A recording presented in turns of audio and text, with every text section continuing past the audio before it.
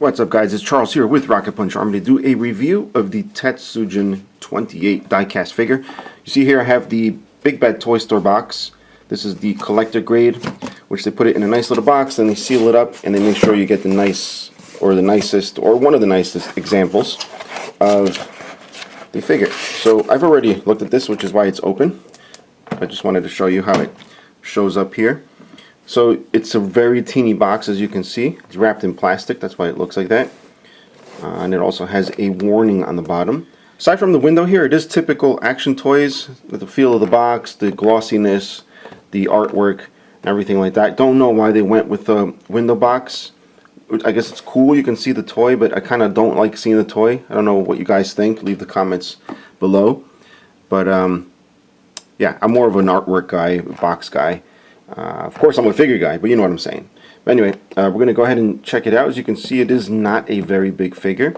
This is almost like a solo Chogokin figure. Excuse me, a super robot Chogokin figure. But it's kind of in between. Well, you'll see what I'm talking about. So I'm going to go ahead and open this. So inside you get the figure in the clamshell with some accessories. You also get the little instruction booklet, which is full color. It's got these little stickers here, which I believe are for the stand that comes right in the back here. Even though I'm not a huge fan of stands, I'm going to go ahead and set it up anyway. Just plug this in here, and that should hold the figure. I'll show you guys that later. At the bottom, it does look like it has a storage space. And this right here, I think it's an expansion part. So you can see it's got the tabs there. You just flip it around, and then you can attach other bases, which is kind of cool.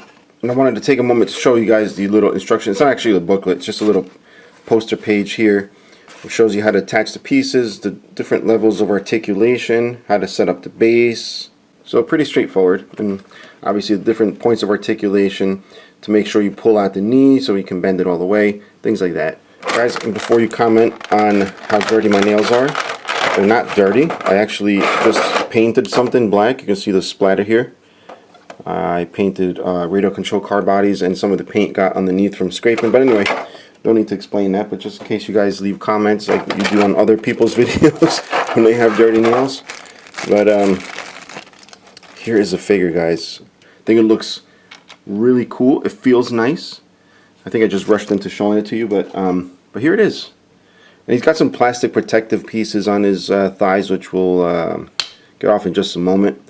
It feels good. You know what? Let me grab a super robot Chogokin to see if it feels the same. All right, so this is the one I have handy, which is the Kurogane Mazinger paint, whatever. You can see it's a tad bit smaller, so I don't know if this is trying to. And I don't have the FAs, any of the FA Soul Chogokin, so I don't know where they're trying to line this up, or if it's just its separate thing. But yeah, this kind of feels like more jewel-like, because it's small and it still has heft, but this feels very good. I mean, it's you know, for the size, what I'm trying to say is the percentage of weight based on the size is probably not what you would expect, especially when you hold this one. It's much smaller and it is hefty. I believe this one's heavier, but because of the size, you know what I mean. I don't know, talking out of my butt here, but anyway, we're gonna set this aside and continue on with the figure. So let me get off these little plastic things.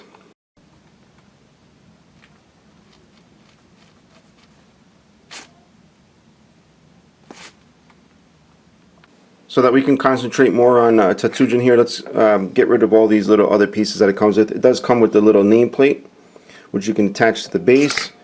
It comes with the extra hands. It's just got some relaxed open hands. It's also got these hands that are more for like the flying, right? And then of course is jetpack, which you can attach out at the back. I know there's some figures where you can press a button and the little wings pop out. Excuse me, little hiccup there. But you have to actually pull these out. There's a little tab to put your nail behind. Push these out, so they don't actually lock in. It's more like a friction, so they do go back in pretty easily. So just be careful. You can attach them in the back. Just pops right in, like so. And I gotta say, this is an excellent looking figure. I love the proportions. It feels like one side is longer than the other, but it could be the legs aren't pushed in all the way, which we'll get into in articulation in just a moment. As far as the hands, they just pop off pretty easily. Pop the new one on. Even the hands pop in and out a little bit, which is kind of cool. Gives more range of movement there. Just wanted to get up really close just so you can see how the paint app is. It's pretty neat.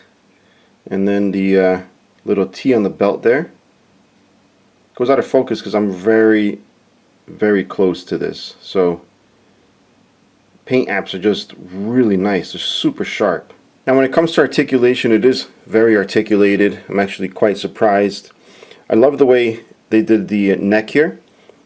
You can actually tilt it. You can move forward and back and actually turn it without it hitting the sides and scraping paint, which is very cool that they did that.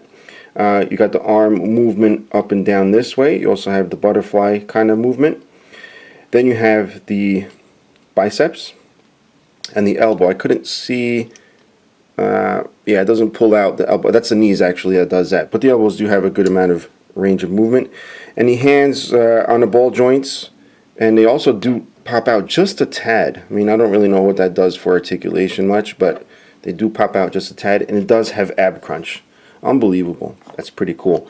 And then it also has a waist. So the ab joint is the top part of the belt, and the waist is the bottom. So that's pretty cool. And the legs do go forward and back, but you'll see they'll immediately hit the crotch area here. So you can actually pull them down. And I know that looks a little weird, but that allows you to bring it forward and like that. And you can still turn this around just to straighten out the leg so it doesn't look so weird.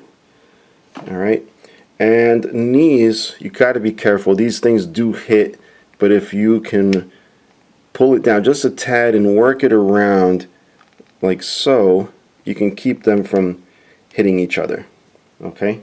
So you can actually get a lot of range of movement. You just have to be careful in the order that you bend this. And I like the way this little tab goes in, sort of like some of the solo Chogokins. So you can see the movement of the knee and the thigh. And then we also have that kind of movement on the ankles. So it gives you a lot more range of motion on the ankle here. Yeah, so overall, guys, really good figure. Really, really good. Very happy with this. Now, as far as die-cast content, very easy to tell on this figure. It's whatever has these screws.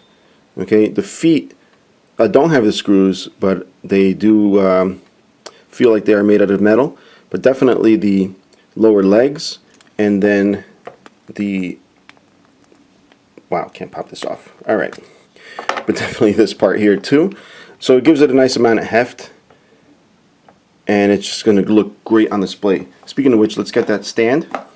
So for the sake of display here, I'm not going to push this rocket here because I'm going to put this away in a moment, but it's kind of hard to take off. We will plug that in to the top part of his butt.